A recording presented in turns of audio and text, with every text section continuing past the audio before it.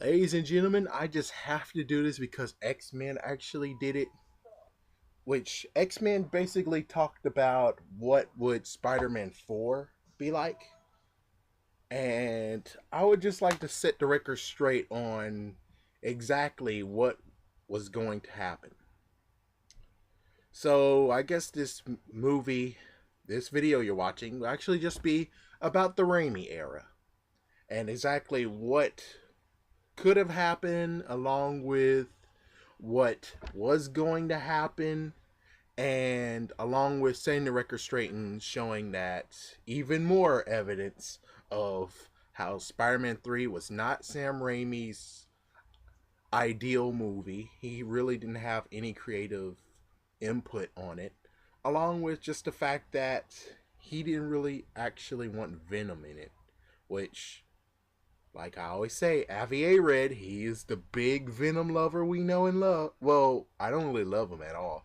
Yeah, I mean, he was good in the beginning, but then it turns out he just loves Venom too much for his own good. Well, anyways, besides keep on ranting on about how Spider-Man 3 is a sabotage movie, let's just start with Spider-Man, the first movie, Spider-Man. So with Spider-Man, you basically just have no normal thing. I mean, I don't remember reading whatsoever, which I guess later on I'll make another follow-up video to explain it and get more in depth on exactly, but I just think that Spider-Man is just a point blank movie. It's just the fact that it has the Green Goblin in it and it has a little mentioning of Eddie Brock. This is number one on how they mentioned Eddie Brock in the first movie. How the frick in the third movie they actually have to introduce the character? Yeah, I mean, if technically it seems like if Sam Raimi was directing the film and wanting to do this film, wouldn't he actually remember? Oh yeah, we said something about Eddie Brock in the first movie, and he would bounce off on that one instead of actually saying, this is Eddie Brock. This is one of the photojournalists we hired. We just hired. Just hired? I thought in the first movie you just said Eddie's been trying to snapshot Spider-Man for weeks. Which, yes, if you look on Spider-Man movie, just wait until Robbie Robinson, I think is his name, yeah, Robbie, let's just say Robbie, he basically says it. He says it, and yeah. So, there's your cough up on Spider-Man 3. I mean, the director knows what he's doing. He knows exactly what he's putting in movies, so he would actually be like, oh yeah, Eddie was mentioned in the first movie. So, yeah. Number one of showing, yeah, Spider-Man wasn't really Raimi's doing at all. He had lack of input on it and etc etc. But let's get to the second movie. But let me just close by saying the first movie is just Green Goblin and a little mention of Eddie. That's about it. That's the whole entire movie. It's the same as what we got. I don't think there's anything else of saying how Spider-Man was meant to have lots and lots of villains. Maybe Sinister Six to start off with, which would be stupid. But I'm just saying, I think it's a point blank movie. It's just Green Goblin and a mentioning of Eddie Brock. That's it. Spider-Man 2. Spider-Man 2 was basically Dr. Octavius, of course, and a mentioning or the introduction of Kirk Connors. So it was a hint of the Lizard, but I guess some people might not know that the fact of it was supposed to be a two villain movie. Yes, Dr. Ock and the Lizard was supposed to be in Spider-Man 2, but due to knowing that the movie will be too long and Dr. Ock wouldn't have as good as a script, I guess you would say, or good of a story if they had the Lizard in there. So the Lizard was dropped and they at least mentioned the Lizard so he could have it for further use later to actually have the Lizard as a bad guy. Here's number two. Number two is that if in Spider-Man 2 he was planning to have two villains in there, and he didn't do it, idiots. Doesn't that mean that he actually did know what he was doing, but there was someone else at hand at this whole Spider-Man 3 crap? I'm just saying. I'm just saying. Think about it. If he was going to put the lizard in Spider-Man 2 but didn't, doesn't that mean that he was smart enough to actually, if he did have control of Spider-Man 3, he would have just been like, I'm just going to have two villains in there, or at least attempt to. Have a low-level villain and the main villain. That's what I was going to do. But instead, no. It happened, this sabotage movie, with Sony actually having a creative part to it. And look at that. So, I'm first going to talk about the Spider-Man 3 of his vision, and then try to piece together what Spider-Man 4 of his vision with the vision of Spider-Man 3. And then after that, I'll talk about the wreck that Spider-Man 3 was, and then talk about the four movies, which I got clued in by the Xmen on what they were talking about. And it looks like they actually added more stuff to what I was originally reading in my source. Well, anyways, Spider-Man 3, Raimi's version. It did have the Sandman in it, but it also have the Vulture. That's it. Those two characters. That's it. It wasn't an idea of putting Venom, Sandman, and the other Green Goblin, or Harry in it. No.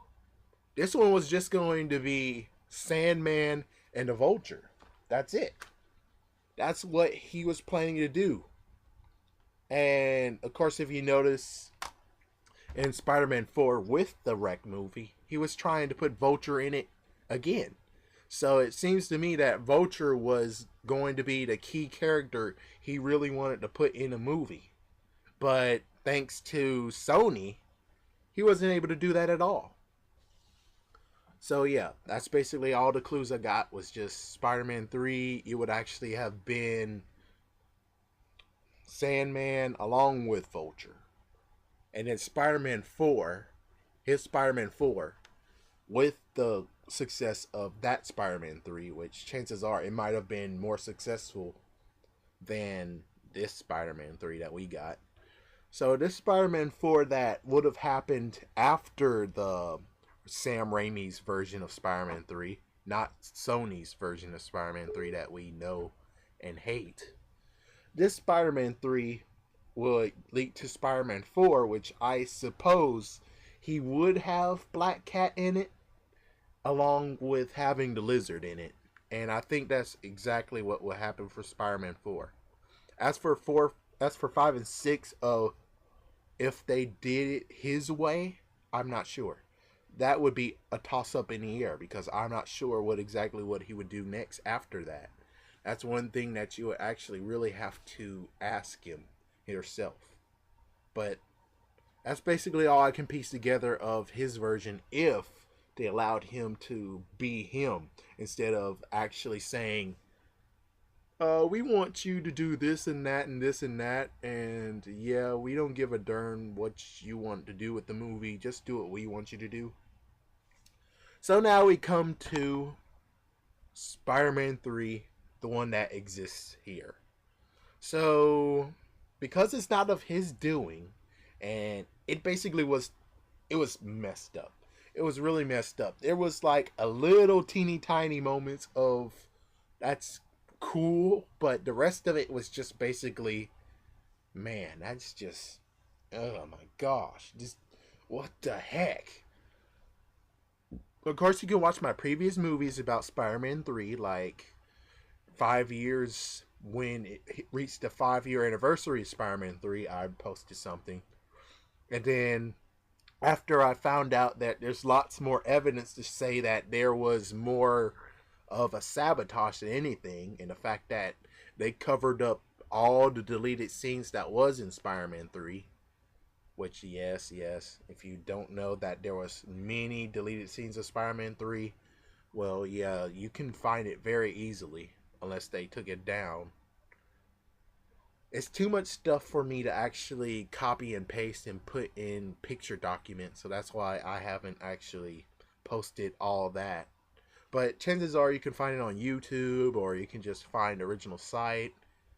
But anyways, yeah, you had this messed up Spider-Man 3, and then Spider-Man 4 was going to be the Vulture. He was going to actually finally have the Vulture in there. And of course, what Xmen said that I didn't know is just the fact that there's lots of things that have been listed. They would have Topher Grace in 3 movie deals. They would have E. Thomas Church, Heaton Church, the guy that's from George of the Jungle as Lyle. I'm sorry, that's how I know him. Yeah, he was signed to a 3 deal. He was going to be side by side by Spider-Man in one or two few of the movies. You had Anne Hathaway, who was going to play as Black Cat, which I don't know. I think it was like 2009 or something where I actually read in my main source that she was going to play Voltress, but it turns out that that was a total lie. Yeah, so sadly, that's one thing that the X-Men didn't really know. It's just the fact that the whole Voltress thing, it was a big rumor and a big lie. Because Sam Raimi told us himself is that it was just going to be Black Cat. She was going to play as the Black Cat. He didn't mention anything about there was a Voltress or anything, so yeah, that was a total lie. Which I ate the lie after, and I was sad about the lie because I thought she was going to play as the Black Cat. Excuse me. So, with that said, basically, what happened in Spider-Man 4 would just be like, I think it would be sequence. At first, I thought it was going to be a 2-parter. I thought I heard a 2-parter. That it was going to be the Vulture along with Black Cat and maybe the Lizard. I'm not sure. Maybe the Lizard. And that's about it. That's all I know. And along with that, Avi Arad wanted to have a Venom spin-off, and Carnage was considered actually being a villain too for Venom. But he wrecked it up. I mean, seriously, if he would have kept his big mouth shut and stopped pushing, saying, "Hey, I want Venom in the movie. Hey, come on, put Venom in the movie. I want Venom in the movie." If he would have actually just shut the hell up, maybe his Venom movie would have been out already. But yeah, because of him, basically Venom got straight up killed. Even though I don't like Venom either. I don't like Venom at all, so I was okay with Venom dying. Yeah. So, yeah, that's basically it. In closing, I would just say that the success of Spider-Man 4, which he was hoping that Spider-Man 4, because look at Spider-Man 2. Seriously, look at Spider-Man 1 and Spider-Man 2.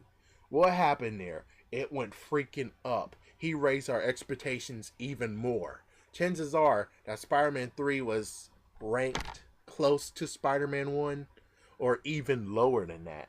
And most likely Spider-Man 4 would have been very, very, very successful. Chances are. Because I don't think even Sony would have been like what they did with Spider-Man 3, which basically was just sabotage. But seriously, Spider-Man 4, actually they knew for a fact, I'm sorry to keep talking about the sabotage part, but seriously, yeah. It was sabotaged, and then after that they gave him a year, and he needed more to actually do that movie. And instead, they were plotting this. They were freaking plotting this. They wanted a freaking reboot. They wanted a freaking reboot. Even Alvin Sargent, he's the one that really mentioned the fact that they, after the second movie, they wanted a reboot so badly. And look at this. Yeah. So I guess the true question is, if Sam Raimi's Spider-Man was still alive today, well, excuse me, besides the X-Men, it would be the longest running Marvel.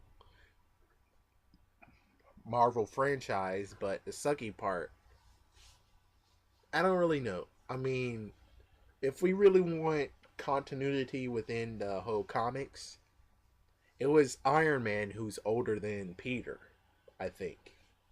So, yeah, with having Spider Man being older than Iron Man, that will have a weird turn. But the cool part will actually be Spider Man would be in Avengers. Because let's check out Xmen. So you had freaking Wolverine, right?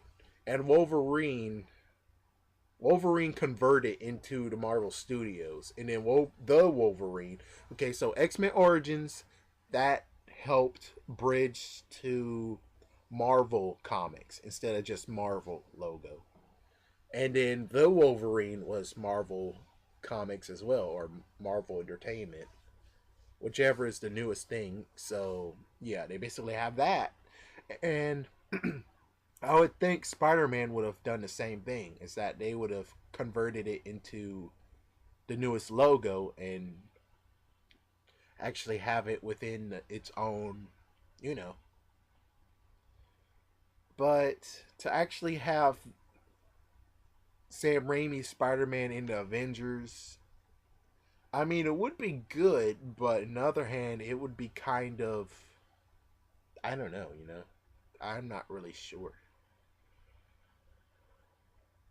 So that's basically it. And it's horrible not to actually allow it to go off in a good note, because that's what Sam Raimi wanted to do, is to leave off the Spider-Man franchise on a good note. And instead they allowed it to be in a sour note, which that's horrible. That's really horrible. And the worst part about it, I have to say, even with the new reboot, is the fact that in Sam Raimi, as soon as Sam Raimi actually did Spider Man, he thought, let's put two cameos in there. Not only Stan Lee, but the person who played Spider Man in the 70s. Let's look at this new Spider Man. This is just like the Incredible Hulk, too. Is that in Amazing Spider Man, have you even seen Tobey Maguire in there whatsoever? No, he didn't get a cameo. Was Eric Bana in the Incredible Hulk? Did he get a cameo? No, he didn't. What the heck? I'm just saying. It's cool to actually nod and say, yep, they were Spider-Man at one point, and they're passing the torch with this cameo. Instead, it's basically, where are they? Why in the world didn't you acknowledge them as superheroes, the ones that were previously portraying the heroes? I mean, that's just the only messed up part, personally, to me. But with that said, it's just sad how this is how this all ended. I mean, it really is sad, and with that, it's kind of still tension of Amazing Spider-Man, of how I can even care for it. I mean, I'll watch it, but it's not like watching it, truly watching it. I mean, technically, I'm having trouble even trying to watch the original trilogy, Sam Raimi's trilogy. Heck, it's I can't even touch Spider-Man 3. I can't even touch it. I can't even look at it. I don't even want to know it exists. So, yeah. Basically, to me, it's like what Alvin Sargent said, is that it's just two movies. So, thank you for listening, and if you guys still want to know about the whole Spider-Man 3 is a sabotage movie, I have video a video somewhere in my archives. You can check that out. And if you want to hear Spider-Man 3 review, personally, after 5 years, I only watched it 3 times, while the other ones I watched plenty of times. So, yeah, if you want to check out those videos, they most likely will be down below. You can just click, and there you go. So, peace out, guys, and thank you for listening.